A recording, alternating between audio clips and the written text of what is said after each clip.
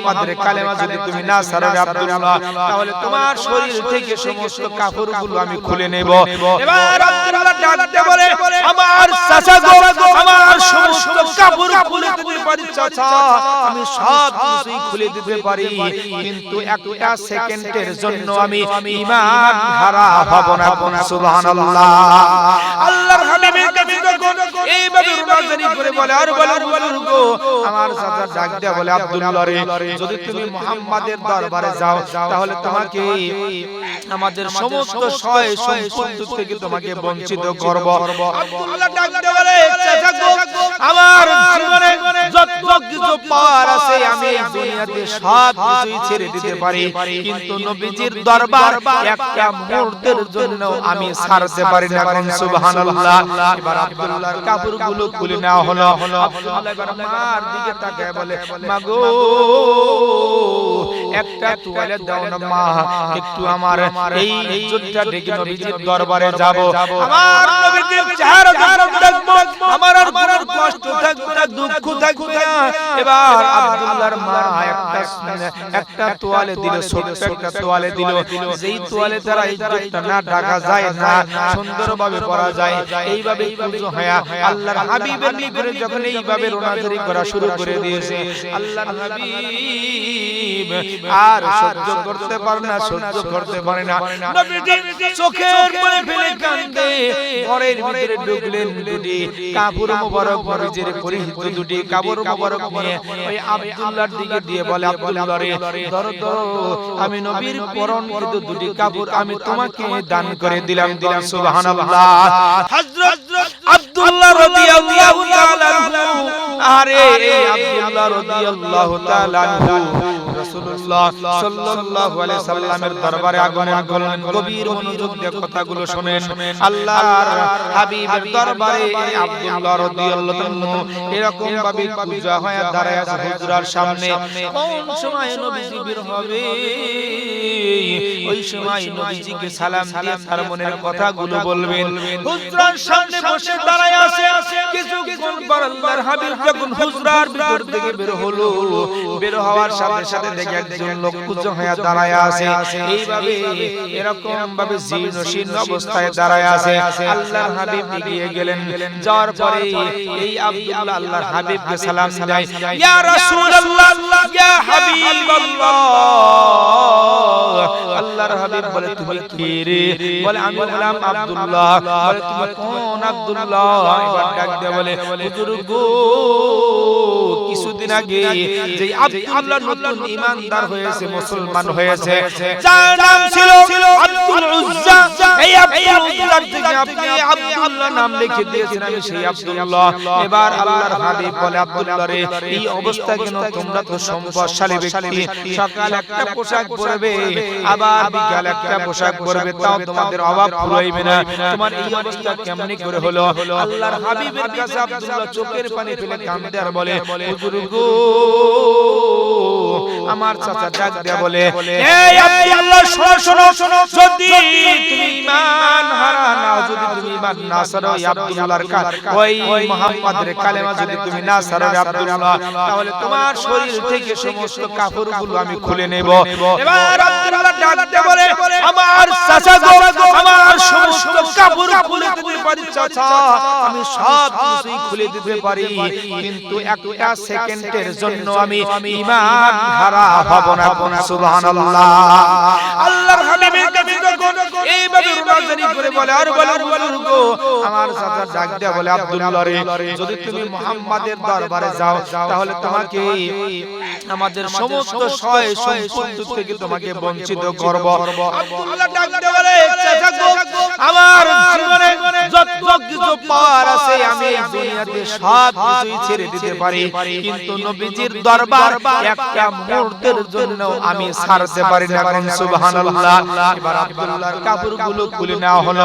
আব্দুল্লাহ এবার মার দিকে তাকায় বলে, মা গো, একটা তোয়ালে দাও না মা, একটু আমার এই ইজ্জতটা ঢেকে নবীজির দরবারে যাব, আমার নবীজির চেহারা দেখবো, আমার আর কোনো কষ্ট থাকবে না, দুঃখ থাকবে না। এবার আব্দুল্লাহর মা একটা তোয়ালে দিল, ছোট্ট একটা তোয়ালে দিল, যেই তোয়ালে দ্বারা ইজ্জতটা না ঢাকা যায় না, সুন্দরভাবে পরা যায়। এইভাবে পুজো হয় আল্লাহর হাবিবের নিকটে যখন এইভাবে রোনাজারি করা শুরু করে দিয়েছে, আল্লাহর হাবিব আর সহ্য করতে পারে না, সহ্য করতে পারে না, নবীজি চোখের পানি ফেলে কাঁদে।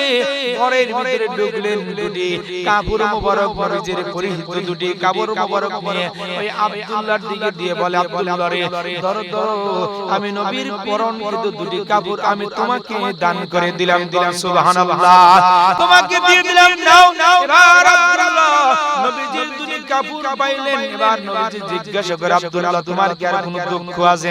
আব্দুল্লাহ ডাকতে বলে, হুজুর গো, আমার জিন্দেগিতে আর কোনো দুঃখ নাই, কারণ যেই কাপড় আমি পরিধান করব এই কাপড় আল্লাহর নবীজির শরীর মোবারকে লেগেছে, সুবহানাল্লাহ।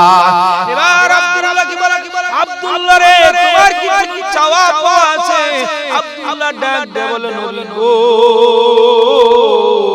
আমার মনের ভিতরে বড় আশা, আমার জন্য একটু দোয়া করেন, আমার জন্য শাহাদাতের মরণ হয়, কারণ যে শাহাদাতের মরণ হবে ওই ব্যক্তির কবরে কোনো আযাব হবে না, ওই ব্যক্তি বিলি হিসাবে জান্নাতে চলে যাবে, সুবহানাল্লাহ। এবার আল্লাহর হাবিব আব্দুল্লাহর জন্য দুটি হাত বাড়িয়ে দোয়া করলো। কিছুদিন পরে যখন তবুকের যুদ্ধ আরম্ভ হলো, এই তবুকের যুদ্ধে সবাই গেল, আব্দুল্লাহর সাথে গেল, কিন্তু তবুকের যুদ্ধ না হওয়ার কারণে সবাই আবার মদিনার দিকে রওনা করলেন। রাস্তায় আব্দুল্লাহ অসুস্থ হয়ে সেখানেই ইন্তেকাল করলেন। আল্লাহর হাবিব তার জানাজা করাইলেন। এবার ওই আব্দুল্লাহর কবরের দিকে সাহাবায়ে কেরাম নিয়ে যায়, পিছন থেকে আল্লাহর হাবিব ডাকতে বলে, আমার সাহাবারা রে, আব্দুল্লাহর কবরে তোমরা কেউ নামবে না, স্বয়ং আমি রাসূল আমার আব্দুল্লাহর কবরের ভিতরে নামবো, সুবহানাল্লাহ। আল্লাহর হাবিব এবার কবরের ভিতরে নামলেন, নামার পরে সাহাবীদেরকে ডাকতে বলে, আমার পানের সাহাবারা দাও দাও, আমার আব্দুল্লাহর লাশটা আমার কোলের উপরে দাও। এবার আল্লাহর হাবিবের হাতের উপরে যখন লাশটা দিল, আল্লাহর হাবিব এইভাবে ধরে আল্লাহর দরবারে ডাকতে বলে, প্রভু গো, আমার আব্দুল্লাহর আমার এই কোল মোবারক থেকে, রহমতের কোল থেকে আপনার রহমতের কোলে আমার আব্দুল্লাহকে সুপর্দ করেছি, প্রভু গো, আমার আব্দুল্লাহর উপরে আমি রাজি খুশি, ও প্রভু আপনি আমার আব্দুল্লাহর উপরে রাজি খুশি হয়ে যান। এইভাবে যখন নবীজি বলে, এবার সকল সাহাবায়ে কেরাম কোন গড়াগড়ি করে কান্নাকাটি শুরু করে দিয়েছে। এবার সকল সাহাবায়ে কেরাম কোন কান্নাকাটি শুরু করে দিয়েছে।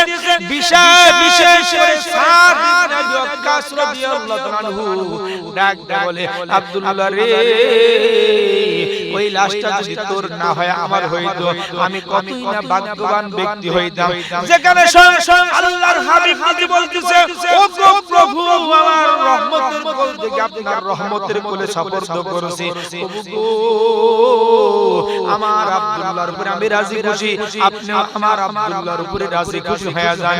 এইভাবে সাহাবায়ে কেরামগণ আল্লাহর হাবিবকে এইভাবে কলিজা দিয়া ভালোবেসেছেন, সুবহানাল্লাহ। হাদিসের ভিতরে আন আনাস রাদিয়াল্লাহু তাআলা قال رسول الله صلى الله عليه وسلم لا يحدكم حتى اكون حب اليه من والده وولده والناس اجمعين। আল্লাহর হাবিব হাদিসের ভিতরে বলেছেন, হযরত আনাস রাদিয়াল্লাহু আনহু তিনি বলেন, নবীজি বলেন, লা ইয়াহাদুকুম, তোমরা ততক্ষণ পর্যন্ত প্রকৃত মুমিন হতে পারবে না যতক্ষণ না পর্যন্ত তোমাদের পিতামাতা, তোমাদের সন্তান আদি সমস্ত মানুষ থেকে আমি রাসূলকে বেশি মহব্বত না করবা। তাহলে এইবার হতে হলে নবীজিকে মহব্বত করতে হবে, নবীজিকে ভালোবাসতে হবে। যদি আমরা নবীজিকে মহব্বত করি, যদি আমরা নবীজিকে ভালোবাসি, তাহলে আমরা প্রকৃত মুমিন মুমিন্দা মুমিন হতে পারবো, আমরা ঈমানদার হতে পারবো, আল্লাহর হাবিবের উম্মত হিসেবে আমরা পরিচয় দিতে পারবো।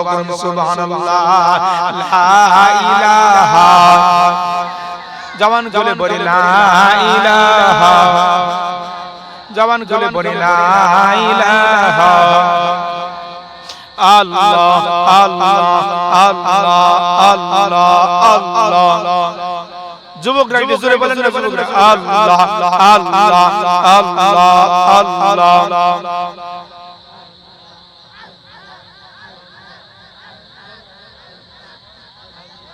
লা ইলাহা ইল্লাল্লাহু মুহাম্মাদুর রাসূলুল্লাহ সাল্লাল্লাহু আলাইহি ওয়াসাল্লাম।